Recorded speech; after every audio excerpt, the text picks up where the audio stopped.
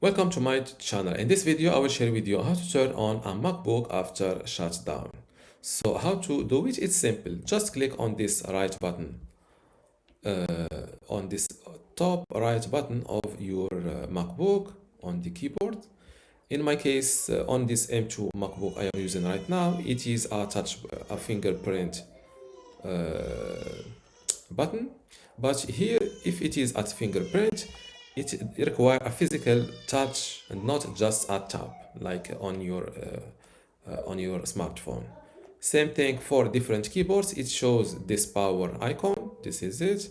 But on all MacBooks, it is always the top right button. And click on it, and you will see you will see this startup Apple icon on your screen. And this is how to turn on Mac after shutdown. If you still have a question, leave it in the comments below, and don't forget to give this video a like. And before this, sometimes if you use your iMac, next or below the screen, you might have this power button.